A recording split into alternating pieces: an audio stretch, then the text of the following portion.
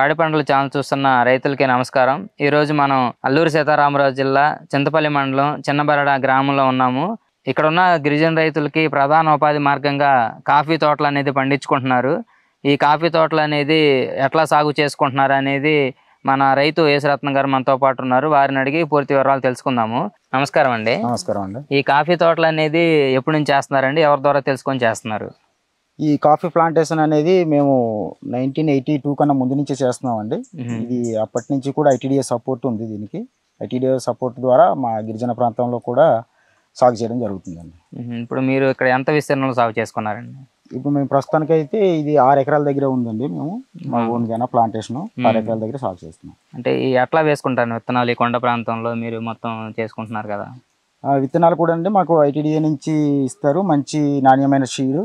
దాన్ని మేము నర్సరీ రూపంలో పెంచుకొని దాన్ని ఒక 8 స్టేజ్కి వచ్చిన తర్వాత మేము లైన్ షోయింగ్లో షోయింగ్ చేసుకుంటాం. మేము ఊడ్చుకుంటాం అనమాట. అంటే అక్కడ నర్సరీలో పెంచిన మొక్కలను తీసుకొచ్చుకొని నాటుకుంటాము. అంటే నాటుకునే విధానం ఎట్లా ఉంటుందండి? మీకు దున్నేది ఏమి ఉండదు కదా? అట్లా దున్నేది ఏం లేదండి. దీనికి గుంతలు తీస్తాము. అడుగు వెడల్పులో గుంతలు తీసి దాంట్లో ఈ చుట్టుపక్కల ఉన్నదంతా ఎరువుగా వేసిన తర్వాత అది మొక్కని దాంట్లో నాటుతామండి. ఒకసారి మొక్క నాటాక మీకు ఎన్ని రోజుల్లో వస్తుందండి ఇది పండుగ? మాకు ఒకసారి మొక్క నాటాక 3 సంవత్సరాలకల్లా క్రాప్ వస్తుందండి.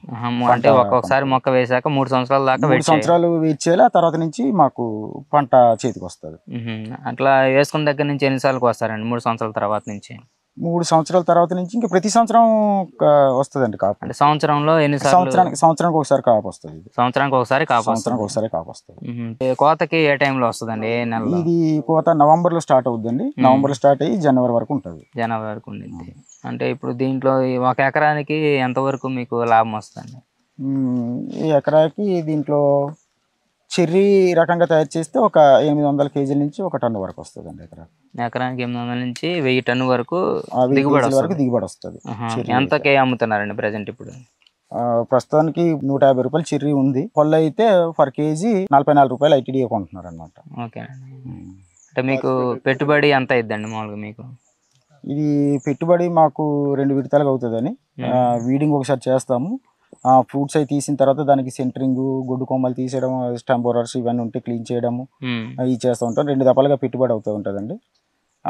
పెట్టుబడి కూడా సగంలో సగం అవుతుందండి. పెట్టుబడి మరి కొంచెంకి సుమారు ఒక 20 నుంచి 30 వేలు అవుతుందండి. 20 నుంచి 30 వేలు అయితే ఆ తర్వాత ఇంకేం పనులు చేస్తారండి? అంటే ఎరువులు వేసే పని లేదు కదా? ఎరువులు అయితే ఏమి వేయమండి. మొత్తం ఆర్గానిక్ గానే పండిస్తాం పంట. తర్వాత మీకు ఏదన్నా దీంట్లో పురుగులు కానీ తెగులు కానీ వస్తే అట్లా పైనుంచి టెక్నికల్ సపోర్ట్ ఇస్తూ ఉంటారండి. దాన్ని బట్టి రైతు ట్రైనింగ్ తీసుకుంటూ ఫాలో అయిపోయి ఇప్పుడు స్టెంబోరర్ ఏమైనా వచ్చింది అనుకోండి, దీన్ని దూరంగా తీసుకెళ్లి గట్టు దగ్గర దాన్ని నరికేసి కాల్చేస్తూ ఉంటాం అనమాట. అది వేరే చెట్టుకు మళ్ళీ వెళ్ళకుండా. ఓకే అండి.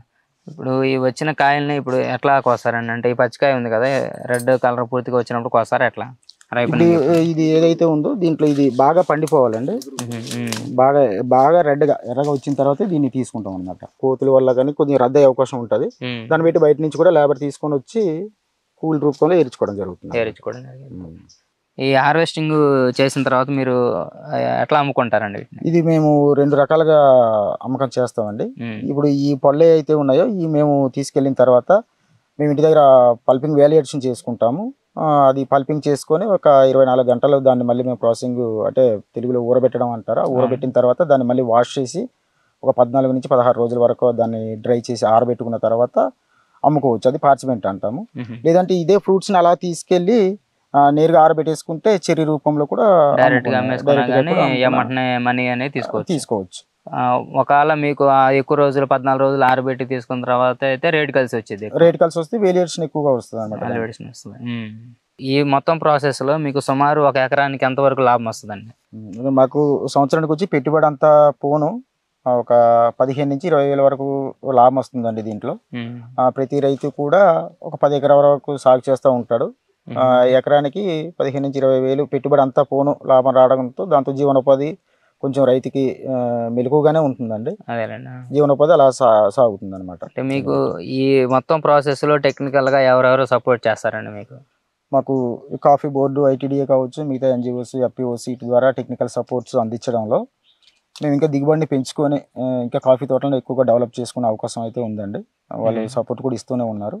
ఇంకా రాను కాలంలో కూడా కొంచెం దీన్ని అత్యధికంగా డెవలప్ చేస్తామండి. ఇదండి మన రైతు యేసరత్నం గారు చెప్తున్నది. చింతపల్లి మండలంలో ఉన్న గ్రామాలన్నీ కూడా ఇట్లా ఈ కాఫీ తోటలు ఎక్కువగా పెంచుకొని వాళ్ళ జీవనోపాధిని సాగిస్తున్నారు. దాదాపు టెక్నికల్ సపోర్టు మన ఐటీడీఏ కానీ లేకపోతే వేరే వేరే ఎన్జిఓ సంస్థలు ఇవ్వటం ద్వారా వీళ్ళు ఈ కాఫీ తోటలు వేసుకొని ఈ మార్కెటింగ్ చేసుకొని అధిక ఆదాయం పొందుతున్నారు. ఇలాంటి మరి అభ్యుదయ రైతుతో మరలా కలుద్దాము.